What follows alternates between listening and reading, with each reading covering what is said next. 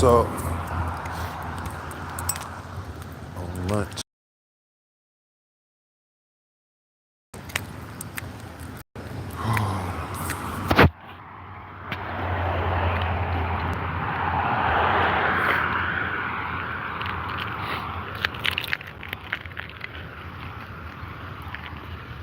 walking through the neighborhood around my job.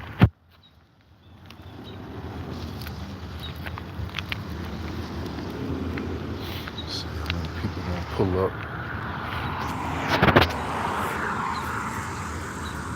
There's only four. It wasn't that many last time, but shit. It's a beautiful day out here.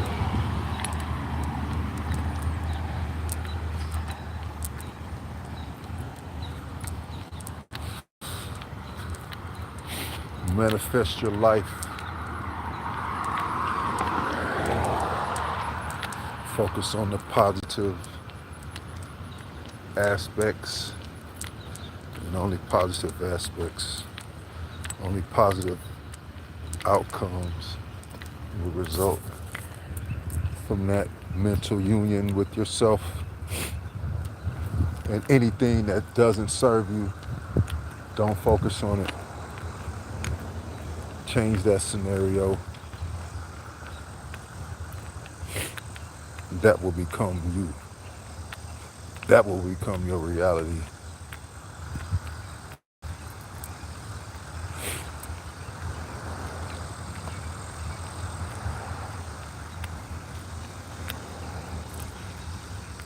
So I've been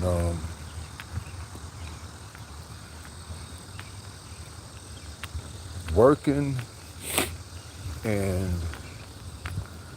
I am now, I don't really like to work. I don't like working for other people. So I'm gonna have to focus on some way to make some money that is just my control. Like like the people I work with, some of them, I love the job I do because it's weed and I get to smoke all fucking day. Well, you can't smoke at work, but you can smoke after and you won't get in trouble for it. Like you won't lose your ability to pay your bills in this world, which is the main focus that I go to work. Because I can't, my face card don't pay no bills. Like I can't be like, hey, look at me, pay my bill. What's up? My name is Rob. It's Robert. How you doing, Kakashi? That is a cool name. You number one. Thanks for the love. But yeah, living life, man. Living life. Trying to make it better. But like I was saying, yeah, the main focus is to, like, you have to provide. You have to provide for your family. You got to show that you are willing to do what it takes to take care of your family, which is what I'm so, you know what I'm saying? I don't have a problem doing that. I love doing that. I love working for them. I love when they eat. I love putting clothes on their back. I'm about to love going school shopping, shoes shopping, doing all of that. She wakes up and she sees daddy going to work. She see me come home right to my family. I'm not doing no illegal shit. She can ride with me. She can go with me everywhere. She just can't go to work with me because I work with weed. And now weed is legal in Missouri, so it's all legal.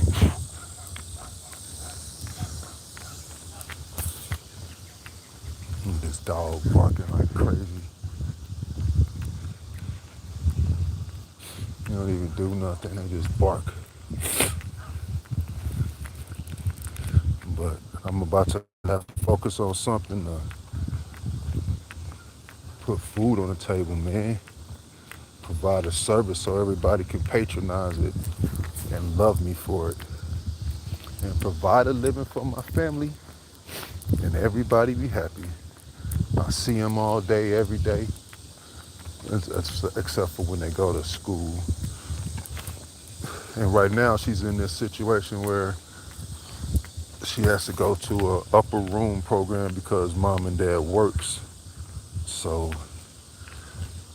she likes it a little bit, but she like stuff be happening. But like the other day, some some little girl or some a group of little girls, you know how it is. Children get together and they have disagreements, and so somebody said that my daughter said that I'll kill you, and that's so outside of something that Shelby would say because she said I didn't say it, Daddy. I didn't say it. So I believed her. Bong, that's it. No, is nothing else to be said. So the director gonna say that all these other girls. First of all, when I got there, it looked fucking crazy. I'm going in to get her, and she's in some room with a group of children, and they sitting in some circle. And she's like, the girl brought me back, and she was like, when uh, there's a situation where we're having a meeting with the children, you're gonna have to come and get me first, and then I'll bring them out. And she was like, the girl that brought me in was like, looked at her like, well, I don't know what you're talking about. Like, what? Nigga, this is his kid. She didn't say this. This is just the look and the feel of what it seemed like the situation was going towards in her mind. She was like, looked away like, huh? And she said, yeah. So I was like, yeah, whatever. Nigga. That looks crazy anyway, just having my daughter back here with these fucking girls. And so they had a little disagreement. And she said, they was like, your daughter said, I'll kill you. She was like, I didn't say that. So I believed her. And then she gonna say, well, Shelby, did you really say it? And they all said, you said. I said, I don't give a fuck what they said.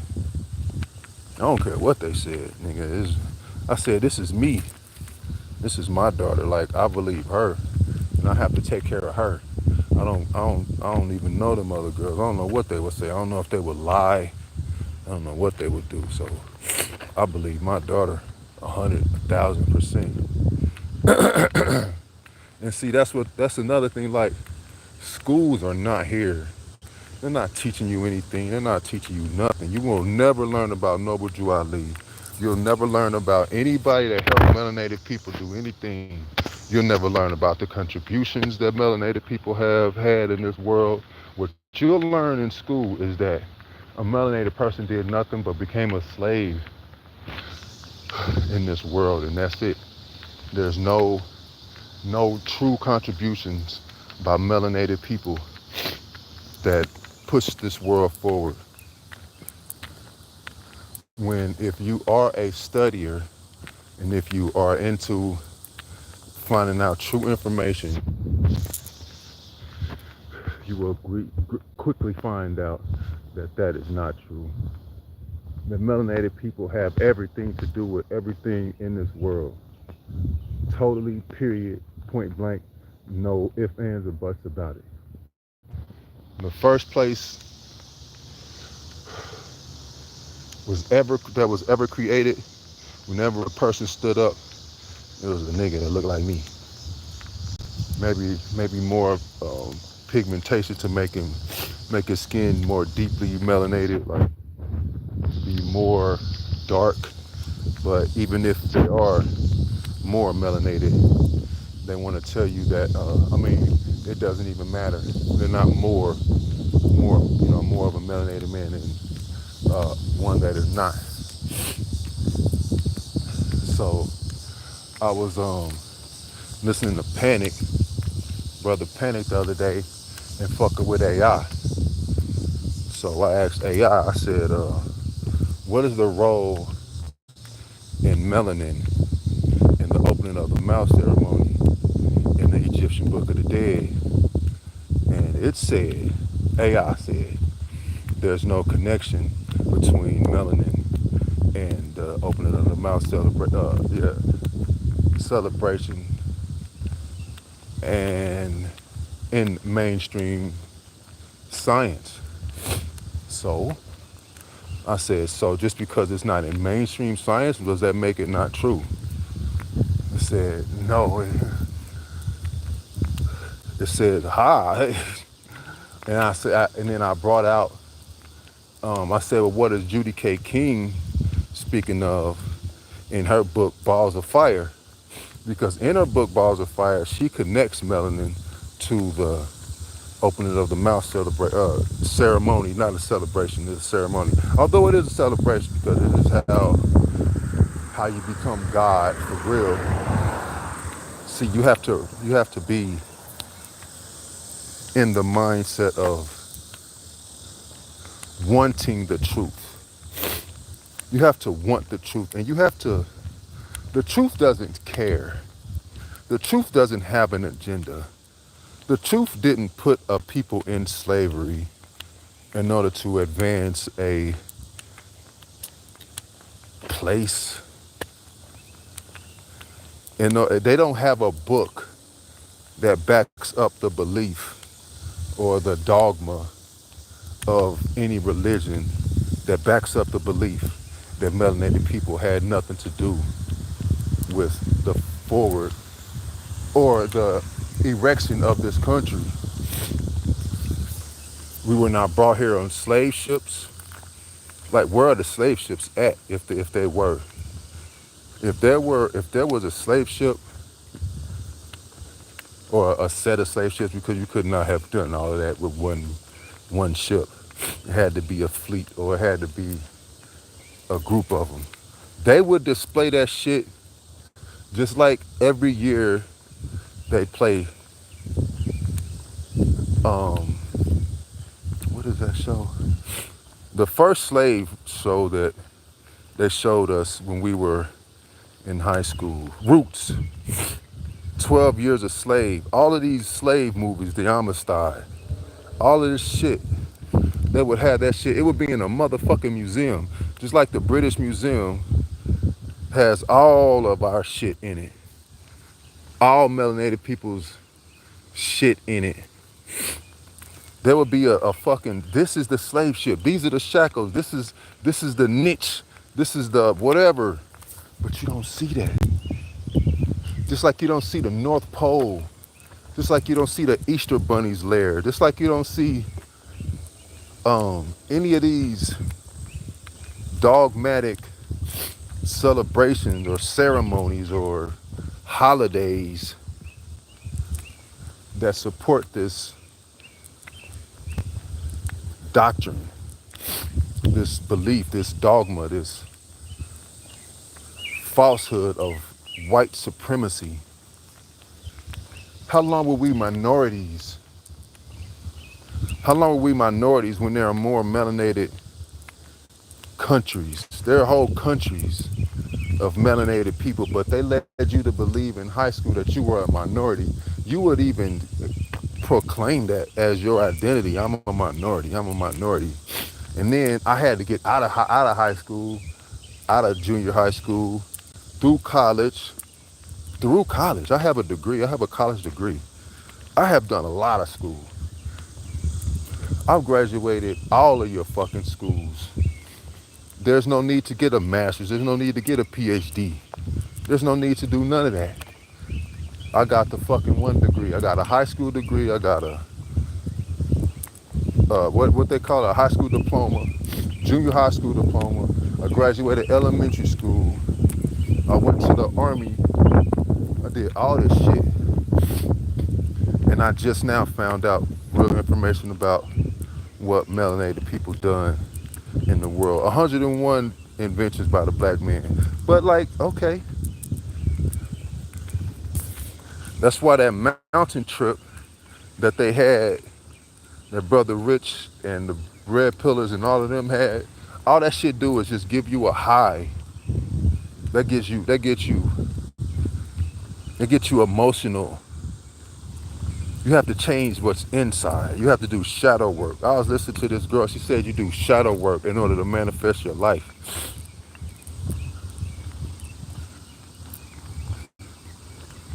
If you have to do shadow work in order to manifest your life, why do you have to do, why do you have to believe in a dogmatic doctrine of religion, of Christianity, of Catholicism, of Buddhism, any of these religions that tell you that you have to bow down and you have to submit to them? That really doesn't make sense. Because if you have to do shadow work is the part of you that is not seen. You can't see the part of you that shadow work works on. And if you ever read and if you ever are trying to truly find light, you'll find that out for yourself. Like I am giving this information, and there is no, there is one, I got one like, and this is information that can greatly impact your whole life. Whatever thing that is keeping your attention from listening to a person like me is something that is a distraction. Because this what I'm saying is the shit that got those people that you're paying attention to good enough, entertaining enough, not entertaining, because that they are entertaining. But there's another word. It's like messianic. They have inner, they have an inner glow that projects outward in their presentation of whatever thing they're doing. It is inert. You can't see it. It is hustle plays. Well, I guess you can see hustle plays, but you can't see what makes that person hustle. Like I was in school when I played for Kennesaw State. I can play my ass off, boy. And I bet anybody that's watching this, if we ever play one-on-one, I will give you work. I will give you work. The only way you will not get worked is if you in the NBA and you play D1 and you have so much more stamina. But for about 4 or 5 minutes, nigga, you're gonna be like, yo, I'm gonna have to do something different. You gonna think, and I'm 50. So I'm at Kennesaw State, and the motherfucker told me, this is when I thought that I was even better than I was. Because you're only as good as your hustle. You can only play as hard, you can only be as good as your effort. You can have all the skills in the world, but if you don't have any effort behind it, you're gonna get your ass kicked by a lesser player with a lot of heart. And that's gonna look real bad. It's gonna fuck your whole head up. So we had a guy on our team named Pat. And when I was younger, Pat was not cool. The niggas on the team used to be like, God damn, Pat. Like, bro, you just give up your whole shit. If the fucking ball was over there and you and Pat was going for it, Pat is gonna kick your ass. And he's gonna get that rock, bro. He's gonna get that rock. He's gonna dive. If he hits his head on the ground, he's gonna hold the ball, give it to whoever's on his team. If his face is bloody, if his face is bleeding, his nose is broke, he's gonna give you the ball, get his ass up, run down court, and you be like, hey, wait, Pat, we gotta get your nose right. Oh, word, okay. Coach told me, Rob, if you play like Pat, you would be so fucking awesome. My brain, I'm like, nigga, I don't wanna play like Pat, I'm cool. I'm too cool to play like Pat. Boy, I bet LeBron plays like Pat. I bet Steph plays like Pat. I bet AI plays like Pat. You know who the fuck definitely plays like Pat? Michael motherfucking Jeffrey Jordan plays like Pat. Do you think Kobe plays like Pat? I had no idea. I had no idea. The thing, and then one thing I did do that really fucked me up is so outside of Pat. It's Duncan drill where you go from baseline, from baseline to free throw. You getting your shot blocked by somebody 5'8" and you 6'8" and you can dunk because you have no heart or you're not playing with heart. So you have to get the inside better, and the inside will affect the outside.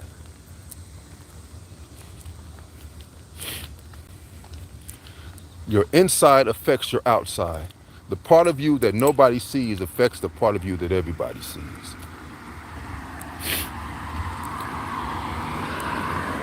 I have had a Kundalini rising. I have done that shadow work. I have forgiven myself. I have forgiven other people. I forgave myself for being weak at times. I forgave myself for being too strong. I forgave my parents for being the parents that they are and having me and having the trauma that I had to go through. I forgave them. Shit, it's not their fault. How old am I? I'm 50 now, and I got. This is my fifth. I had her at 42.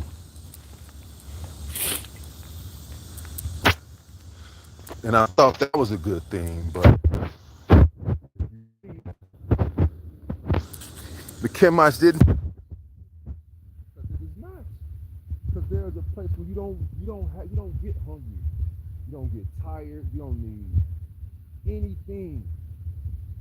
It's so high and so wonderful, and you came from there. You came here. You looked and you seen some parents and said, "I'll manifest you them." Because they look like they're gonna give me the answers. They're gonna lead me through the path so I can do what I came here to do. But it's not a good thing to be here. Like, I have to eat unless I do some shadow work and tell my body that it doesn't need to eat. That I don't need these things. I don't need these earthly things, these human things. I am God. I am God. I am God as you speak. As you look at this, whoever pulls up, whoever looks, whoever knows about Robert Wright L., I am God. I am the creator. I create my whole life. I create my whole life. The whole thing. From start to finish has been my mind creating it. I don't need to follow any person. You don't need to follow any person either. If you can read, you can comprehend, you can lead yourself. If you can read, you can comprehend, you can lead yourself. You don't need to follow anybody. You don't need to call yourself anything. You don't need to wear no fez. I was in the Moors, and I was at a meeting, and he was like, "You need to wear a fez." Well, a fez costs $50. A fez costs $50, so I didn't have $50 at the time to get no fez. Then I asked him for this lesson that we had about Christmas. And I asked for the lesson in a text message, and the text message came, but it didn't have it in there. Like, he didn't want to give me the information. So I was like, well, and then I found Panic, Brother Panic, and Bobby Hemmett. They didn't speak of anything, anybody having to do a thing, anybody having to wear a certain set of clothing or you're not worthy of this lesson. So until you become worthy, I can't give it to you. I can't talk shit about the pills because they still, before I had met Panic, they kept me out of mainstream. They kept me knowing that some shit was fucked up in this world, that you need not put all your fucking eggs in the world basket. And then I look up and these niggas is FBA. What the fuck is that, bro? Like, you niggas is dumb. They gonna talk shit about Taharka. Taharka don't even fuck with me at all. Like, if I get on Taharka Bay's live and type something, it don't even go through. It don't matter. I mean, that's cool. You know what I mean? Or whatever. But what he does do is he fucking sheds the light on these niggas, these grifters, these people with this fake ass consciousness, with these fake ass join me and become this, and we can all grow together, and we can do this, and a we. When you're in an occultist, there's no fucking we. Bobby, Panic, niggas like that don't want no fucking followers. Nigga, don't follow me. The fuck you gonna follow me for? I'm poor. I'm poor just like you. I'm broke just like you. What the fuck am I gonna tell you? What am I gonna tell you about some money? Because that's all it is. They fucking with Tariq Nasheed, that nigga. Bruh. Them niggas is grifters. I'll give you what they do. They lying niggas trying to get your money. Them niggas is lying trying to get your money. They know ain't no fucking way a group is gonna bring people together and save your fucking soul and get you anywhere. The only way that that'll happen is if y'all all think the same. And the same thinking is thinking that you God and you gotta do the shit your goddamn self.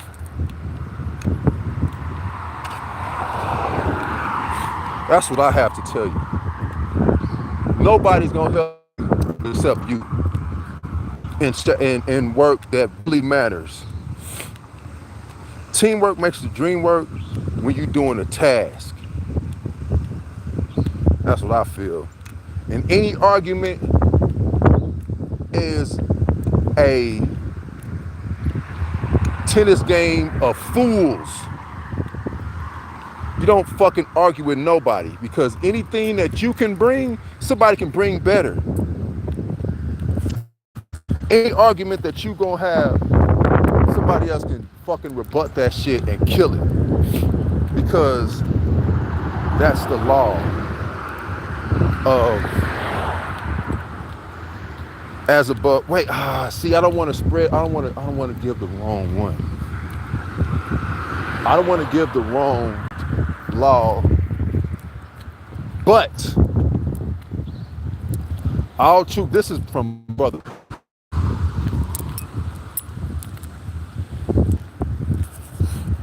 Everything can be proven on paper. Jesus proven on paper, but he never existed. Allah can be proven on paper. He could never exist. Chi, whatever. Noble Drew Ali did exist, but we don't know what his real teachings was. We don't know really how we are supposed to interpret his teachings, because he was into the occult, which means you do this shit your goddamn self. Which means your shadow work is done and you live from that, from your perspective, from your mind.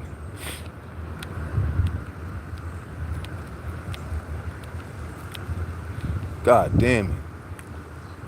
Of course I would love for my life to be a whole lot better. I cannot focus on making money, ma'am and man, ladies and gentlemen, because I can't take none of that shit with me